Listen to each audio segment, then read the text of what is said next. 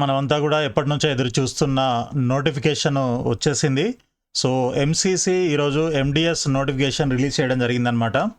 So, దానికి సంబంధించిన details చూసే ముందు ఇప్పటివరకు మీరు మన ఛానల్ని సబ్స్క్రైబ్ చేయనట్లయితే దయచేసి సబ్స్క్రైబ్ చేయండి. అదేవిధంగా వీడియోని లైక్ చేసి మీ ఫ్రెండ్స్ కూడా షేర్ చేయండి.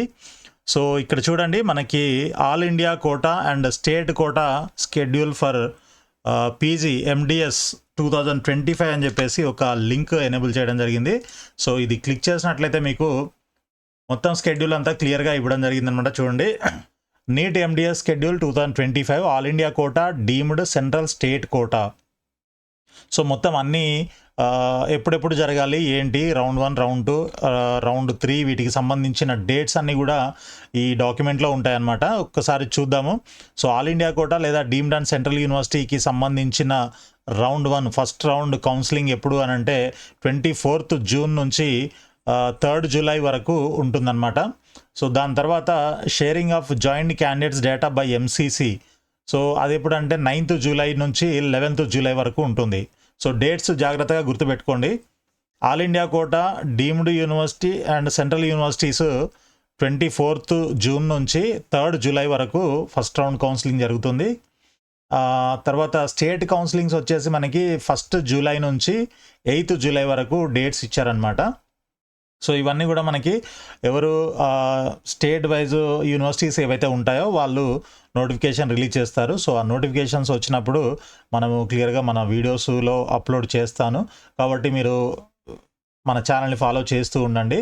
So, then sharing of joint candidates data by state DMEs and state counselling authorities 14th July 2025.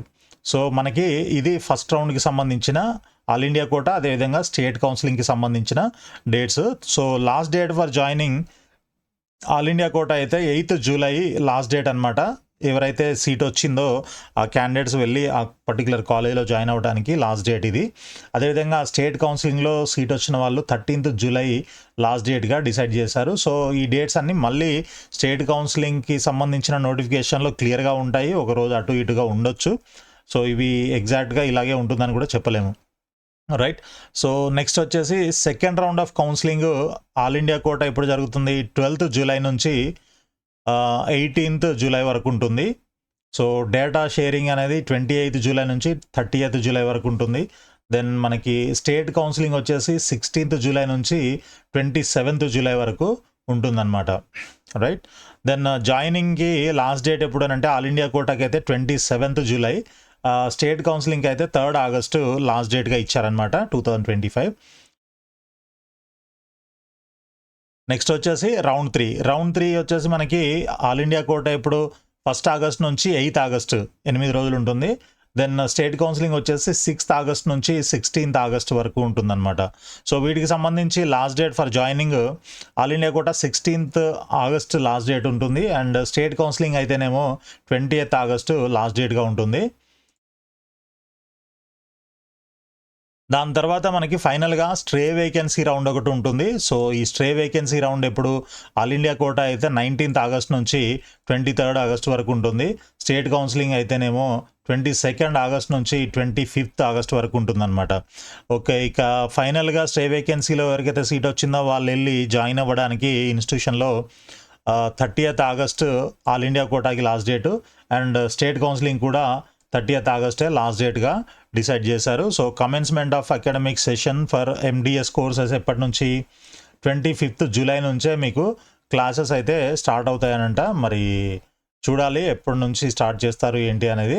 So, ఇది మనకి ఓవరాల్గా అంటే ఆల్ ఇండియా కోటా అదేవిధంగా స్టేట్ కౌన్సిలింగ్ కోటా ఎప్పుడు జరుగుతాయి ఏంటి అనేది ఇక్కడ ఇచ్చిన బ్రీఫ్గా స్కెడ్యూల్ అనమాట.